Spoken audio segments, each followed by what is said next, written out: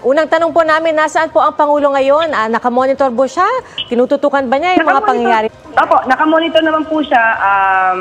Kasi ito, ang pangyayari po ngayon ay isang malaking event at kinakailangan din pong mag-monitor ng Pangulo. Hindi para lamang sa... Hindi, di ba sabi nyo sabi ng mga amuyong nyo, ayon sa script ninyo, maliit lang, tuldok lang, 2% lang ang iglesia. Ba't sabi nyo malaki? Basta sabi nyo malaki yung rally.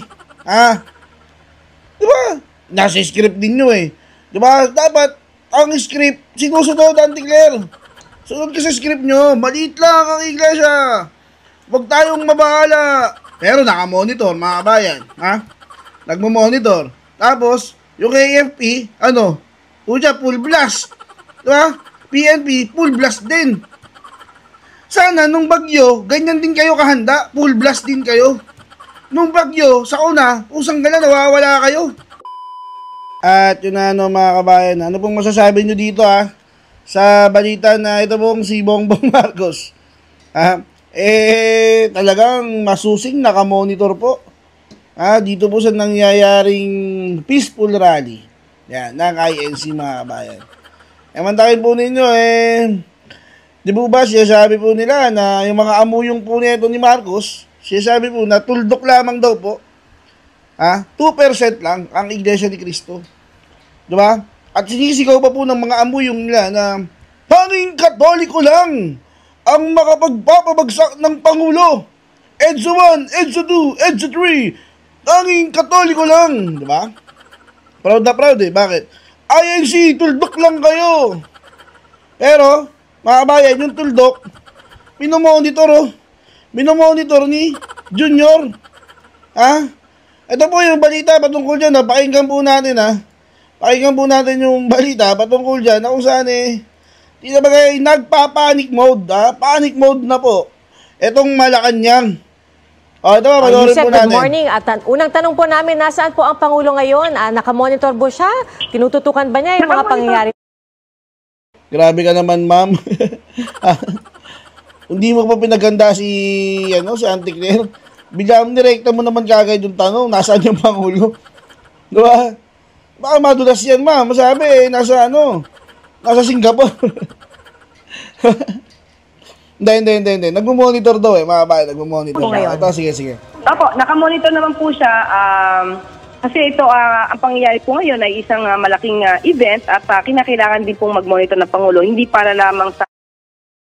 Hindi, di ba sabi nyo sabi ng mga amuyong nyo, ayon sa script ninyo, maliit lang, tuldok lang, 2% lang ang iglesia. Ba't sabi nyo malaki? Basta sabi nyo malaki yung rally. Di ba? Nasa script ninyo Di ba? Dapat, ang script, sinusunod, Auntie Claire. Sunod ka sa script nyo, maliit lang ang iglesia. Huwag tayong mabahala. Pero nakamonitor, mga kabayan. Nagmo-monitor. Tapos, yung AFP, full blast. Diba? PNP, full blast din. Sana, nung bagyo, ganyan din kayo kahanda. Full blast din kayo. Nung bagyo, sa una, usang gala, nawawala kayo.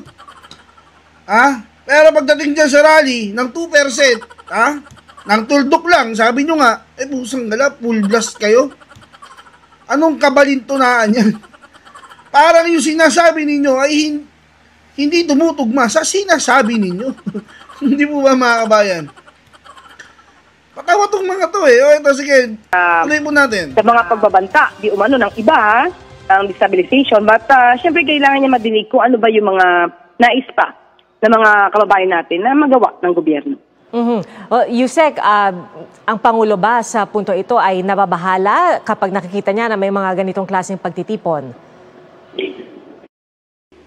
Grabe ka naman, ma'am. Kanina ka pa, nakakapansin na ako sa'yo, GMA7, na parang kulang na ba ang bayad? Nagtatanong lang. Mukhang minapadaplisan niyo si Bongbong Marcos, nababahala. Nasaan? Mga tanungan niya noon, Diba kay Noy? Ganyan ang tanungan ng media, kulang ang padulas Kulang na ba ang padulas, madam? Sa punto po ito, hindi naman po nababahala ang Pangulo dahil alam po niya marami sa kababayan natin ang naniniwala sa gobyerno at nakikita po ng mga karamihan nating mga kababayan kung ano na ang ginagawa ng gobyerno para mapanagot ang mga sangkot. So, hindi po nababahala, pero syempre po naghahanda sa anumang eventuality. Yusek, hindi po lingid sa kaalaman namin no, na sinuportahan ng Pangulo ng INC noong nakaraang eleksyon. Paano niyo po ilalarawan ng relationship ngayon ng liderato ng INC at ni Pangulong Marcos? Tingin po natin, pinakita naman din po ng mga miyembro din po. Udal-udal na, nakakanda udal-udal na si Auntie Claire. Di na alam mag-isasagot. Bakit? Pansin niyo po ba mga bayan, hindi na po makabisita si Marcos dyan sa INC. Pansinin niyo mga bayan, pansinin po ninyo.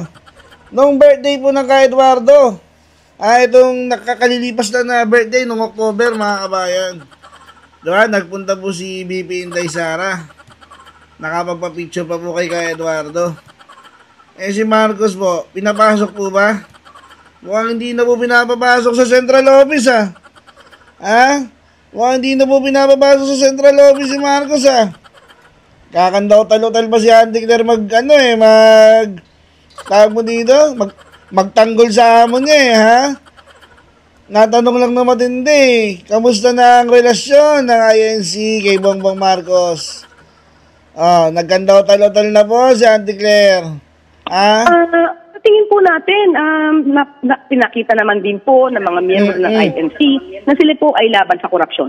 At yan din naman po ang daan na tinutungo ng Pangulo. So hindi po tayo naniniwala na hindi naman susuportahan ng INC ang ginagawang ito ng Pangulo. Meron po bang efforts na magkaroon ng discussion or pag-uusap sa pagitan ng liderato ng INC at ng Pangulo? Wala naman po kasi sa kanila na namamagitan na anumang negatibo. Dahil hindi naman nila mismo Pangulo ang direksyon ng kanilang mga rally, kundi yung corruption mismo. So, may mga pag-uusap. Siguro po naniniwala naman po ang INC kung ano ang ginagawa ng Pangulo ngayon para masugpo ang corruption sa bansa. Well, Yusek, balikan po natin yung mga pangyayari nitong mga nakalipas na 2 araw lang. Di ba mga bayan, nagkanta bulol-bulol na po Bakit po ba? Ipinipilit po ng Malacanang na ang taong bayan di umano okay na okay sa pamamalakad ni Bongbong Marcos. Ngayon pat, isiniwalat na po ni Saldico. Yung kabalbalan po ni Marcos Jr. at ng kanyang pinsan. Ngayon nga, tinatawag na si Saldico na DDS daw at ang nasa likod daw ni Saldico, si BP Inday Sara daw. Napakatindi Tapos, si Saldico daw, INC member na ngayon. Ang galing talaga magtatahi ng mga kwento na itong mga loyalistang to no? Lumabas lang si Saldico at pinulaan ang gobyerno, isinumbong yung ginagawa ni BBM, pusang galan, DDS na. INC member pa, napakalupit naman ni Saldico. Ito, pakinggan po natin yung tirada po dyan ni BP Inday Sara sa pinagsasabi ng gobyernong ito, nakamonitor si Gunggong. Ito mga bayan, pakinggan po natin si BP Inday. BP Inday, pasok po. Anong masasabi nyo kay Junior? Dapat isali si Bongbong Marcos kasi siya ang pumirma ng 2025 GAA. Oo, pwede na niyang ikulong ang sarili niya. Aminin na niya na... Lakas naman nun, ma'am. Hindi naman nun, madam. Ikulong na niya yung sarili niya.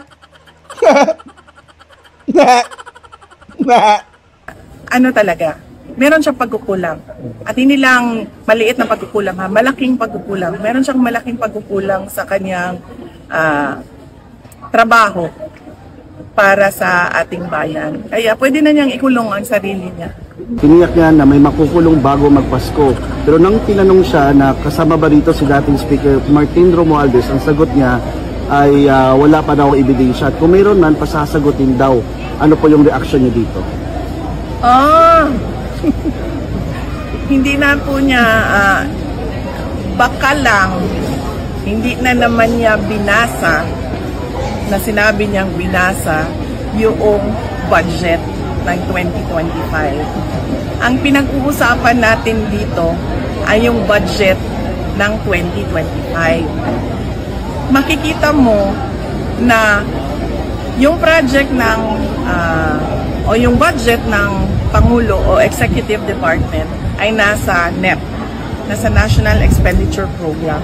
Yun ay sinasubmit sa Congress. Pagdating sa GAB o General Appropriations Bill at pagdating sa GAA, yung batas ng ating budget, makikita mo ang daming project doon na wala sa NEP. Yun pa lang, ebidensya na yun. Doon pa lang, masasabi mo na itong congressman na ito ay merong insertion na katanggap. So, ibig sabihin, tingnan mo na kaagad nasaan na yung project na ito na nakalagay sa distrito na to. 'Di ba?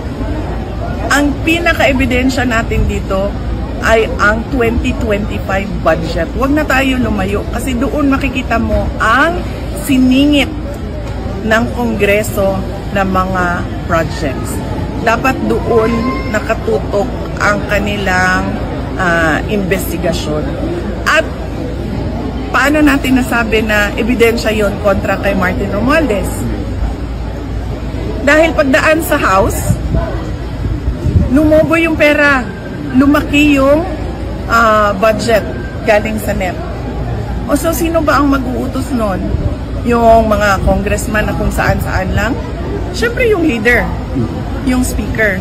Pangalawa, sinabi ko na at sinabi namin during a cabinet meeting nung ako ay nasa Department of Education, nahihirapan kami kasi kinuha ang school building program ng opisina ng speaker at chinap-chap nila yung school building program, pinamimigay nila sa mga kaalyado nila o gusto nilang tulungan ng mga congressman. Noon pa, alam na niya. O kung hindi man niya alam, basahin niya ang 2025 budget. At doon siya magsimula, magtanong, mag-imbestiga. Kung sinasabi niya na hanggang ngayon ay wala pang ebidensya, ibig sabihin, wala siyang ginagawa.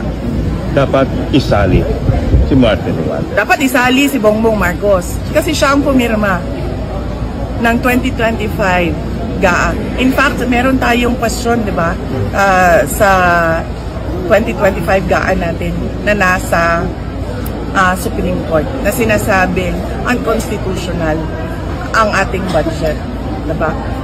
Sa iyo pa lang, presidente ka, pag dumating yon sa harap mo, sabihin na natin hindi mo kaya basahin yan kung ilang 100,000 pages yan.